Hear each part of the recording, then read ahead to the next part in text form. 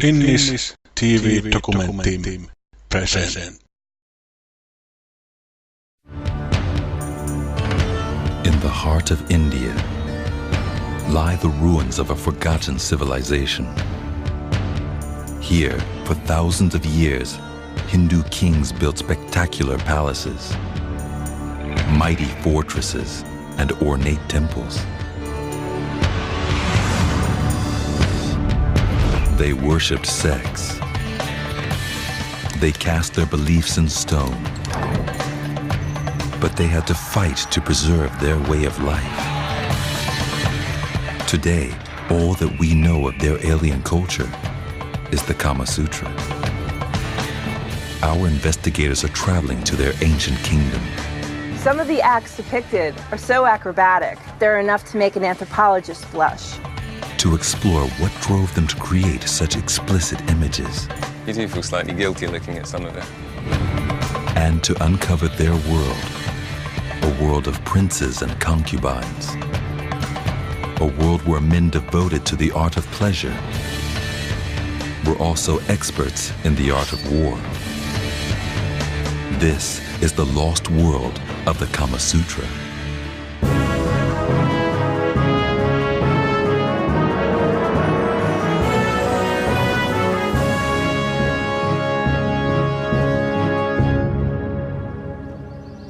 India, the world's largest democracy, but once a shifting territory of feuding tribes and warring clans.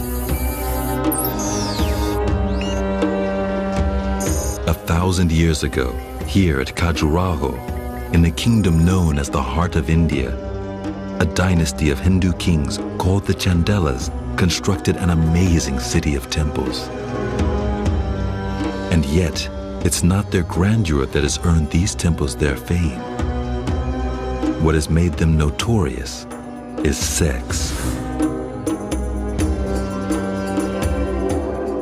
Our investigators, Kristen Romy and Alex Evans, have come here to India to see if they can uncover the truth about this extraordinary civilization and the world that its rulers built, the kingdom of the Kama Sutra.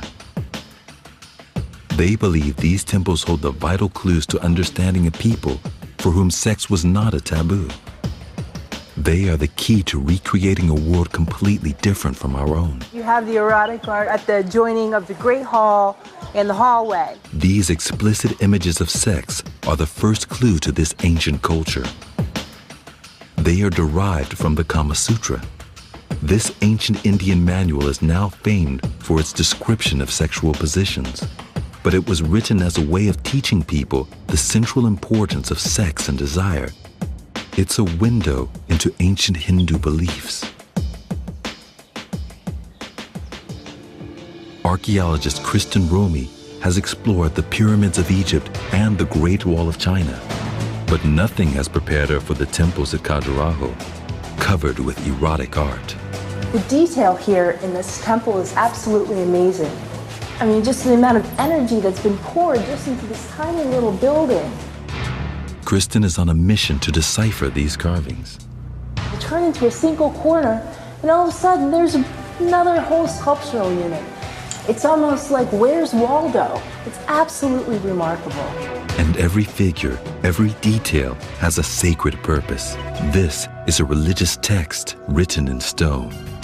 The Kama Sutra means discourse on sexual love. Although it was compiled by Hindu scholar Vatsyayana over 1,500 years ago, the images it inspired at Khajuraho still have the power to shock. Some of the acts shown are so acrobatic, almost bordering on the physically impossible, that they're enough to make an anthropologist blush. As graphic as these carvings are, they are a vital clue into understanding an ancient way of life that now seems almost alien. For the Chandelas, sexual pleasure was a way to reach spiritual enlightenment. It played a central role in religious life. Prostitutes even plied their trade in the temple grounds. They were dancing girls who performed at religious festivals, but also provided the priests with sexual favors.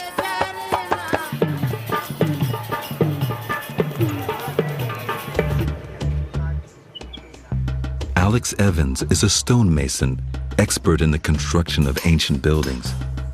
He compares the work he sees at Khajuraho to that of the builders of Europe's great Christian churches.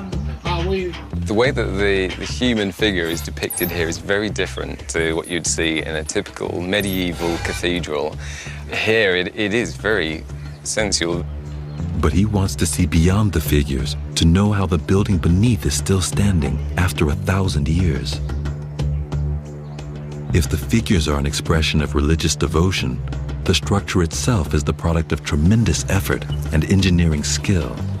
It is very difficult to tell when it's so covered in carving everywhere, the actual construction behind it. Placing himself in the position of the temple builders, Alex sees this stone pillar as evidence of remarkable craftsmanship. What we've got here is one single piece of stone, probably weighing in the region of 2 tons. It's impressive to see them in one piece of stone, because normally you'd build them out of a set of pieces. Because if there were any weaknesses in one massive piece of stone, this whole thing would come crashing down. But these pillars alone are nowhere near strong enough to support the huge weight of the temple's great main spire. It's as tall as the Statue of Liberty, but at 5,000 tons, it's 20 times heavier. Alex enters the inner sanctum of the temple, which lies directly beneath it. Compared to the circumference of the outer walls, the space inside is tiny. It's the sort of the inner sanctum, so it has its other meaning here other than just being a support, but they've had to make it so massively thick inside to take that weight. This wasn't just the innermost shrine. It was the rock on which the spire was founded. In the rest of the temple, a framework of vertical pillars supports horizontal beams and the roofs above. But to hold up the main spire, the builders created what was in effect a giant hollow pillar.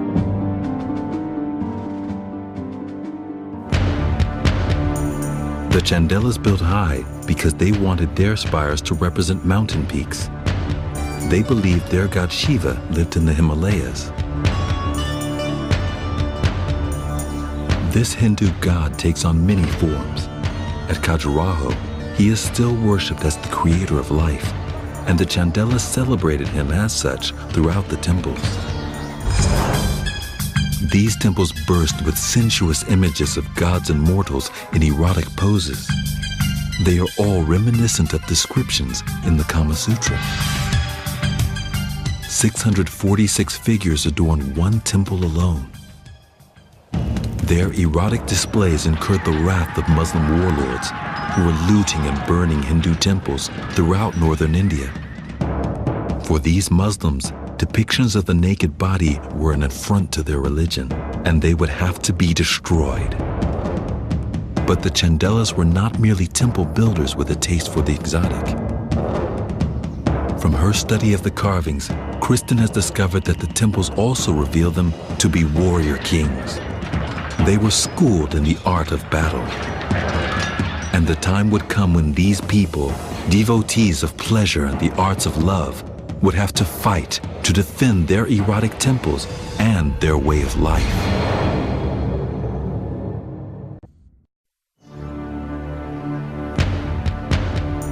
Our investigators have discovered that here in India, over a millennium ago, a Hindu dynasty created some of the most astonishing temples in the world. Adorned with graphic displays of human sexuality, these temples depicted scenes known to us from the Kama Sutra, the world's first erotic text. But the Hindu king's way of life set them on course for conflict. Their Muslim enemies considered the depictions of sex on these temples to be an insult to their religion, and they sought to destroy them. By examining the temple carvings, Kristen Romy has discovered that the Hindu kings portrayed themselves as powerful warriors. They defended their temples of sex from the mighty hilltop fort of Kalinjar. It lies 70 miles northeast of Khajuraho. At its height, Kalinjar contained a mighty garrison, There were 36,000 horses, 45,000 foot soldiers, and 640 elephants. This was the military center, the Pentagon of the Chandela Kingdom. Kristen travels to the remote fort of Kalinjar to search for evidence of the Chandela kings and the lengths they went to protect their temples. We only have evidence for a handful of buildings on the fort's surface right now from the Chandela period. But given what we know about Khajuraho, there had to have been some Chandela buildings on top of this fort to support all the people that were required to have actually defended this territory. This is the carved stonework that would once have been part of the great Chandela buildings. But the once grand avenues are now reduced to rocky footpaths that twist through crumbling ruins. So Kristen is looking for archaeological clues to understand how the Chandelas could stand up to a brutal Muslim onslaught and thereby save their erotic temples back in Khajuraho. The remains of Kalinjar's huge fortifications, stretching nearly 5 miles in length, now lie broken around the rim of the high forested plateau.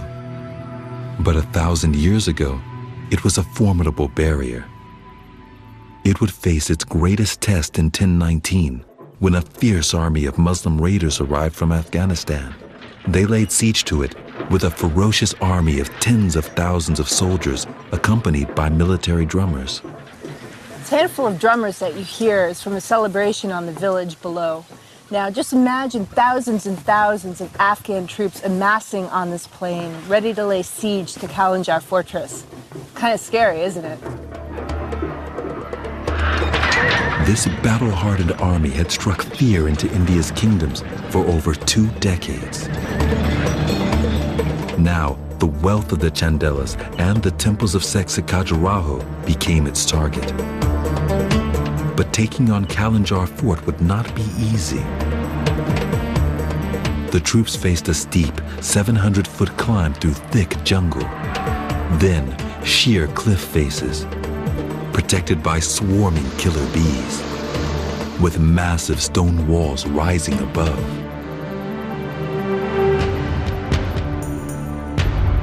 Any assault the troops launched was easily repelled.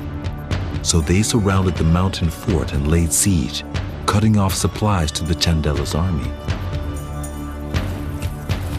Kristen wants to know how the Chandelas could possibly hold out, and meets local guide A.J. Singh, who has agreed to show her a new discovery that could hold the answer. This staircase, dug into the cliffs, provided the Chandelas with covert access to the slopes below. Look at this. It would also provide them with a very precious resource. I mean, this looks like it's carved from hewn rock, but then you see slabs here and there as well.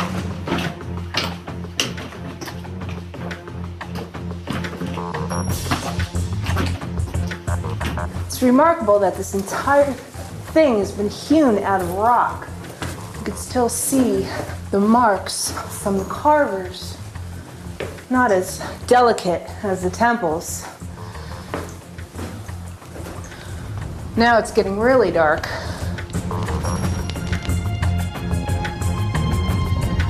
Only when she reaches the bottom does the purpose of the staircase become clear. They must have been collecting the rainwater for sieges. There is a vast underground reservoir. Because they had sieges that were going on for almost like a year at a time, so they had to collect a lot of water. This was the key to the Chandela's survival.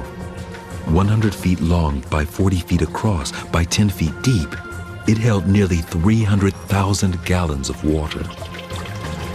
Constantly fed by underground springs, carefully engineered reservoirs like this were as important to military success as the defenses above. The mountain on which Kalinjar Fort was built dominated the landscape. From here, the Chandelas controlled the passage of anyone wishing to enter their kingdom. They would repel Muslim invaders for over 200 years. As well as being 5 miles long, the defensive walls were 3 stories high and up to 10 feet thick. Kalinjar was built for war, and yet, even here, the Chandelas were driven to construct magnificent temples. But unlike in Khajuraho, these were not erotic temples of sex. These were built to celebrate the ultimate warrior. This hill has been holy since very ancient times, and it remains so today. Now, for the Chandelas, at Khajuraho they worship Shiva, the giver of life. But here, at the fort, they worship Shiva, the destroyer. This statue is 24 feet high and depicts an 18-armed Shiva in battle pose. It was their belief in this god of destruction that impelled the Chandelas to build this fortress at Kalinjar and to defend their kingdom in battle. It was their confidence in their military strength that led them to celebrate Shiva's destructive powers, here in sight of their enemies.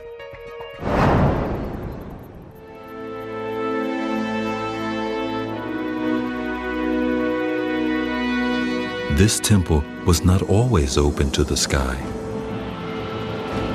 1,000 years ago, these carved columns would have supported a pyramid roof. It covered the entrance to an inner shrine carved from the rock face.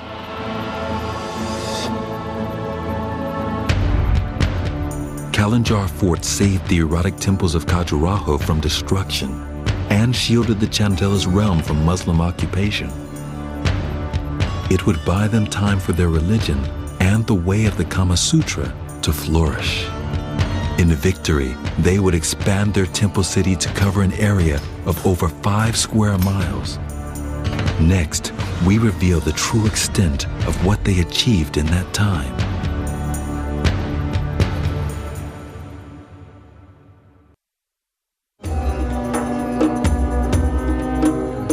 Archaeologist Kristen Romy is in the heart of India. She has discovered that a dynasty of warrior kings went to great lengths to protect their city of temples. Temples decorated 1,000 years ago with erotic art and inspired by the Kama Sutra. Our investigators will now hunt for evidence of the scale of this city.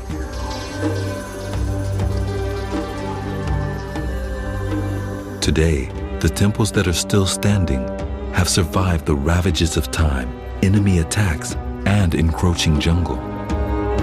But this is only a fraction of what would have been one of the most extraordinary cities in India. Today, there are 25 temples at Khajuraho. A legend has it that there used to be 85 temples here. That's more than 3 times the number of temples currently here today. I'm going to go find out if that legend is true. So Kristen sets out to search for the lost temples beyond the center of Khajuraho.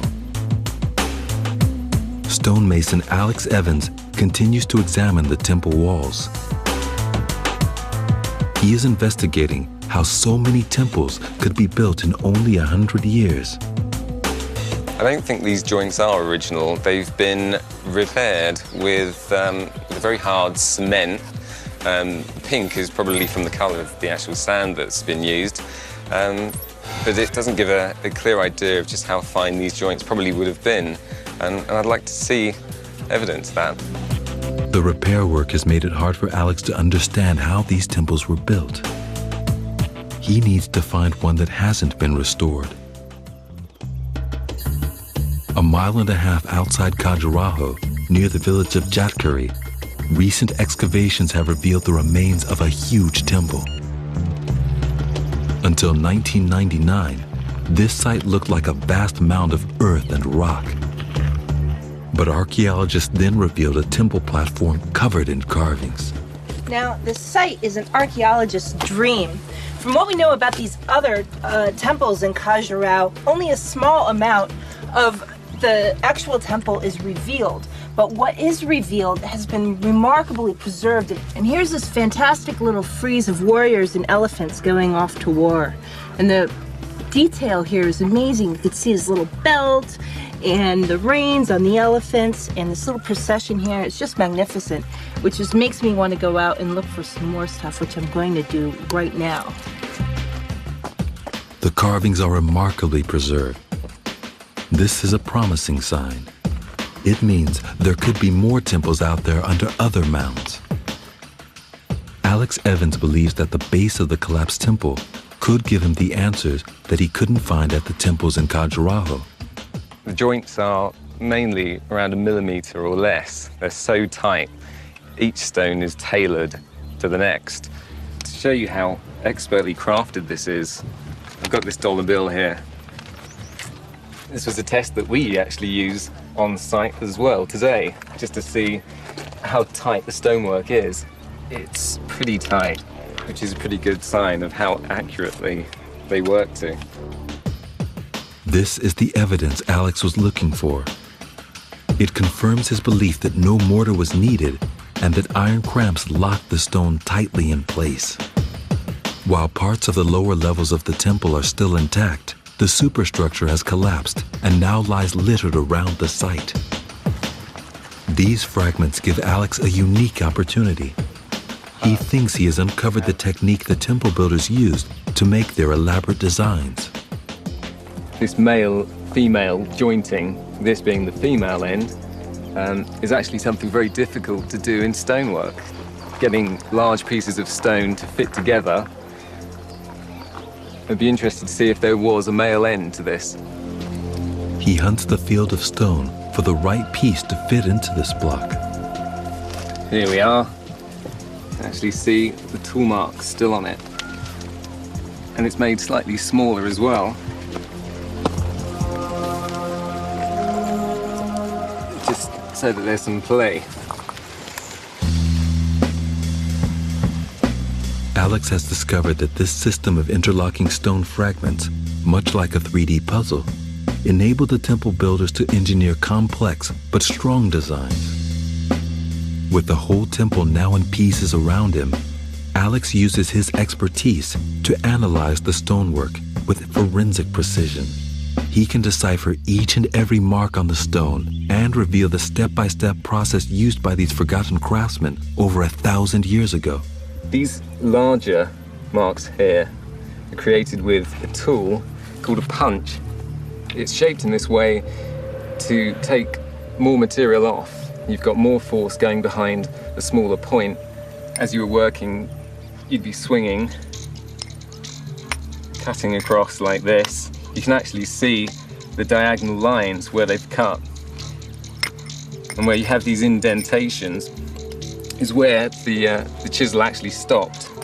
It stopped there, and it stopped there, and here. I'd be very interested to see if there are any other stonemasons or carvers working in the same way today. The ruined state of this lost temple is a window into the lives and techniques of the temple builders. From what our investigators have discovered at the site, we can now reveal the temple that once lay beneath centuries of dirt and rocks. It stood on a vast platform 15 feet longer than the largest standing temple. And at possibly 115 feet high, it towered symbolically to the sky. Kristen, spurred on by the preservation at the ruined temple, searches the area around it. The size of this site is really impressive. She discovers another mound, only 150 yards away, still covered in undergrowth. Wow. Could this be another of the missing temples? I mean, you have entire statuary just lying on the ground and nobody bothers to take it, which is a wonderful thing. Just by brushing away some dirt, Kristen makes a remarkable discovery, a temple statue. And this only belongs to one temple. And then allegedly you have 59 other ones belonging to Khajuraho. And they're all under farmers' fields, in the pastures. It's what makes Khajuraho such a wonderful place. Unseen since the time of the Chandelas, the statue is proof of another missing temple. This is evidence of the richness, size, and scale of the temple city. If the myth of 85 temples is true, this is only one statue of tens of thousands made in just 100 years. Struck by the sheer effort that went into construction, Alex visits a small workshop in Khajuraho. He wants to experience the job of the craftsman for himself. What's amazing is that this is probably exactly the same sort of thing they were doing 1,000 years ago at the temples. You'd have the specialist carver, you'd have the mason, and you'd have the people roughing out the stone like this. The now peaceful farmland would have resounded with the constant sound of chisel on stone. You start to appreciate the numbers of people that they'd have carving on the temple. Hundreds, thousands possibly over time. Generations of stone carvers, fathers and sons, just all there carving, the knowledge sort of being passed on. Alex learns that starting from a solid block of stone, carving a sculpture like this takes 60 days. I think if I was to be asked to do something along these lines with these tools, I'd probably change career. In fact, with 25 temples still standing and over 50 more mounds lying unexcavated around Khajuraho, the legend of 85 temples could indeed be true. Using computer graphics, we can now reveal what this vast temple city would have looked like at the height of the Chandela's power. Temple on temple, rising through a thick jungle canopy over an area covering 5 square miles. The Chandela dynasty celebrated their culture at Khajuraho, creating temples and sculptures that would fire the imagination for over 1,000 years. It would be another 5 centuries before the rulers of the land of the Kama Sutra would reach such prominence again. What they would build would be more extraordinary still.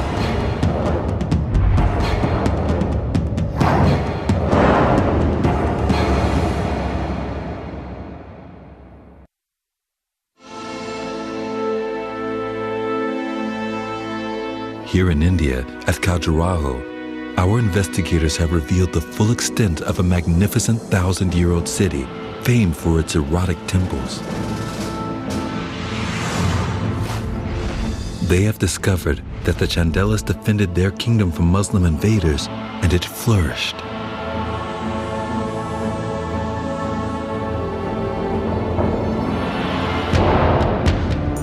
But 5 centuries later, the inheritors of this kingdom would face an even greater Muslim force. Now, our investigators are here, 110 miles west of Khajuraho, at the island citadel of Orcha.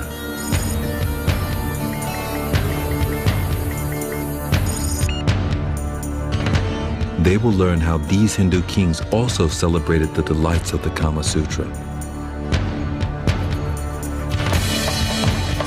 Archaeologist Kristen Romy wants to understand the people who inhabited this world. It must have been a fantastic beacon of Bundela magnificence. She will explore the ruins for clues to the sensual life this royal dynasty led. Ancient stone expert Alex Evans will investigate the technology behind their imposing structures. This is advanced engineering on a grand scale. And then here, this amazing gateway, incredible amount of detail. Dramatically positioned on a rocky island, enclosed by a loop in the Bechwa River, Orcha was the Hindu king's stronghold.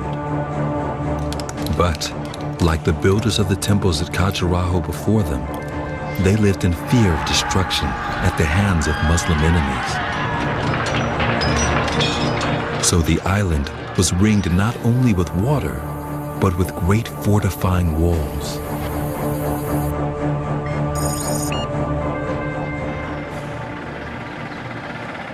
Alex travels to the outer limits of Orcha to investigate the first line of defense. This will tell him what kind of warriors these Hindu kings were.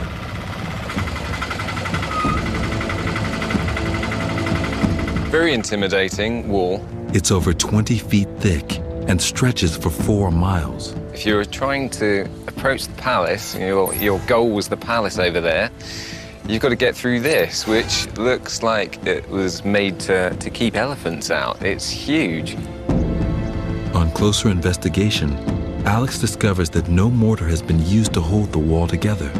The only thing that has probably helped to keep it stable as they were building it are these things called snecks, which are just smaller wedges of stone, which have just been pushed in the gaps just to steady the stones. Alex has learned that the Bundelas meant business. These high walls were designed to withstand a great attack. But Orcha was much more than just a fort. It was famed as a pleasure palace, where the Hindu kings would live a life of excess and sexual indulgence. Chasing the legacy of the Kama Sutra, Kristen Romy meets architectural expert Priyaleen Singh to bring Orcha's ruins to life. This is the residence of Rai Praveen, who was a courtesan, and she was a lady of immense qualities. She was very beautiful. But she wasn't married to the king? No, but she was his favorite courtesan. This palace was designed specifically for the indulgence of the sensual arts. It incorporated areas for erotic dancing and an underground apartment for cool summer sleeping. There was an intimate rooftop boudoir for the king's personal gratification. Now, you said she was a courtesan. Now, what exactly does a courtesan do? Well, a courtesan was an essential part of the court, where she would entertain the king through singing, dancing. She would be trained in poetry. She would be very beautiful. Yeah, because from the looks of this, I mean, it's such an extraordinary building. She must have been an extraordinary entertainer to warrant such a place. And so this obviously must have been, you know, her sugar daddy, in a sense, when you look at it. This courtesan would woo the king into her arms by singing up at his palace. And it would have been truly, truly magical on a moonlit night, the fragrance wafting. And she would sing right out towards his palace here, huh? Yes. And so she would have had silk curtains in here as well, sort of billowing in the night, plush carpets. With the evidence that Kristen has uncovered, we can now reveal that this would have been a pleasure palace as painted in original depictions of the Kama Sutra. Intimately lit with candles, with every comfort for an exotic night under the stars. It was designed with open arches on all sides to catch even the slightest of evening winds. But these fairy tale surroundings of silk drapes and candlelight masked a grim reality for less fortunate girls in the king's court. Based on what we've seen here at this palace, you would think that the life of a courtesan was a very sort of romantic lifestyle, but in reality, courtesans very often were sold into the lifestyle as spoils of war or sold to the court as very young, unwilling girls. And then you had to work your way up the ladder with treachery and deceit to sort of win the favors of kings. So in real life, the life of a courtesan was not necessarily all love poems and pretty songs. This courtesan was one of the lucky ones. Her skills of seduction and sexual gratification won her a palace to pleasure her master. It had private gardens to stimulate the senses, and even technology far ahead of its time. And just notice the irrigation system as well. Oh, yeah. You have these, the central channel, which is then feeding each one of these beds. At Orcha, engineers created complex water channels to produce an early form of air conditioning. We can now reveal how this system would have kept the king and his courtesan cool in their underground bedroom. Pools on either side of the apartment were filled with water. Air vents were inserted just above the level of the pools. These were angled downwards to channel wind into the underground apartment. As wind passed over the surface of the water, it was cooled and sucked down, displacing the hot air inside. With a pool on either side, the system ensured a cool breeze even if the wind should change direction. For the Bundela nobility of the Hindu court, this air cooling technology was a huge status symbol. But Kristen has noticed that the technology was not designed by Hindu engineers. It was Muslim, the technology of their sworn enemies, the Mughals. Our investigators are now on a mission to find out why Muslim technology was employed at a Hindu fortress. They have revealed the playboy lifestyle of Orcha's royalty, but they will discover that the Hindu kings were on a quest for survival. With Muslim invaders on the rampage, the Hindu kings would have to go to great lengths to shield their kingdom. And not by building fortifications, but by constructing one of the most sensational palaces in all of India.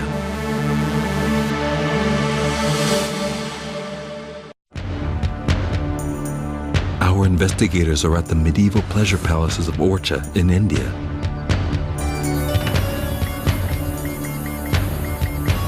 They have discovered that these palaces, constructed within a mighty island citadel over 400 years ago, were engineered to celebrate sex and excess. But archaeologist Kristen Romy has discovered that the technology they employed to cool their rooms was the technology of their Muslim enemies, the Mughals.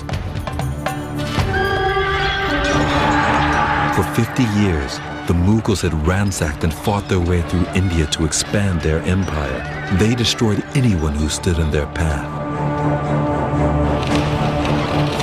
Our investigators are now uncovering how the Hindu kings used feats of construction to hold on to their power. Now this is a house. That's a palace. This is on the outside. Imagine what the inside would have been like. The Hindu kings agreed to a peace treaty with the Mughals, and in a bid to secure this alliance, they constructed an imposing palace to welcome the Muslim Mughal warlord. They poured their resources into the engineering not of warfare, but of pleasure. Kristen Romy learns from Priyaling Singh how they sought to impress. It looks absolutely gorgeous right now, but what would it have looked like, back during the Bundela time? Well, it would have been a sparkling white with all the lime wash and It must have been a fantastic beacon of Bundela magnificence. Can we go take a look inside? Sure, let's go. Cool. Leaving the edge of the island, Kristen and Priyaling explore the citadel to search for clues that will allow them to understand what this palace would once have looked like.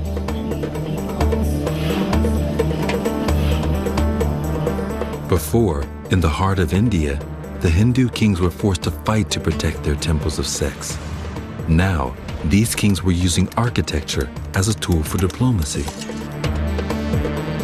This great palace was built as a sumptuous welcome gift for their former enemy, the Mughal warlord Jahangir, who visited in 1606. To make it as imposing as possible, they aimed to build high. Alex Evans, an expert in ancient stone technology, has discovered the building's massive foundations. Here, he can unlock the secrets of the palace engineers. It's almost crypt-like, this space under here, the sort of thing you'd see in cathedrals and churches.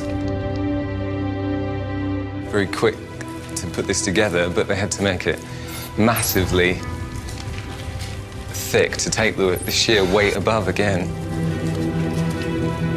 Alex makes a remarkable find that ties the builders of Orcha to the Chandela temple engineers of Khajuraho. And then over here, we've actually got these two huge stone, what look to be stone lintels, actually sort of to take some of the weight above, while they were also sort of putting this archway in here. The engineers of Orcha were now using Mughal arches to support their structures. But just as the builders of Khajuraho had done 500 years earlier, they still used simple stone lintel technology to provide strength. With outer walls up to 15 feet thick, the palace could rise over 120 feet high to dominate the landscape. If the Hindu kings could dazzle the Mughal warlord, they might be able to secure a lasting peace. If not, they would face an uncertain future under occupation. So the Hindu kings consciously adopted Mughal design features. These are everywhere: domes, arches, geometrical patterns. It is a very interesting synthesis of Mughal and Hindu architecture. Right. At the same time, the builders covered their palace in their own Hindu images of exotic birds and animals. Now here the elephants seem to flank the entire courtyard. While it still retains its aura of grandeur, this palace, as a temple to seduction and diplomacy, is no longer the spectacle it was designed to be. Searching the maze of rooms on the upper floors, our investigators hunt for evidence that will allow us to see the palace through the eyes of the Mughals on the day of their visit. Possibly here we've got some measurements. They find marks made by forgotten builders and decoration that would once have covered this palace. Now, what about this glaze work here, all these beautiful, brightly colored designs? Where is this coming from? It's a stylized form of a lotus, which is an Indian motif. But as far as the technique goes of blue tile work, that's certainly come through the Mughals. Through the Mughals, okay. Yes. So it's another one of these great hybrids that we're seeing here in the palace. And also you would have had paintings all over. The surfaces which didn't have the blue tiles would have had the painting. Yeah, you could see a little bit of that here and there. These may only be fragments of tile and paint, but they are essential clues to what the palace would have looked like in its heyday. This fusion of two divergent cultures created a unique architectural style that successfully seduced the Mughals and saved the Hindu kings. Having pieced together the clues, we can now reveal what it would have looked like in all its glory. It was the jewel of Orcha, encrusted with shining turquoise and lapis-colored tiles, bright with painted decoration, and dazzling with white lime-washed walls. It would have been visible for miles. But the Hindu kings incorporated more than style at Orcha. They succumbed to the sensual delights and decadence of court life. Our most familiar images of the Kama Sutra date from the Orcha period. The content of those images is Hindu, but the style is actually Mughal and so Muslim. As depicted in these paintings, Orcha became a shrine to pleasure and excess, as kings caroused in candlelit, incense-infused rooms entertained by courtesans. In a quest to save their power, their pleasure, and their lives, the Hindu kings battled against time to seduce their enemy. And their victory would preserve a sensual way of life that had flourished in the kingdom for over 1,000 years.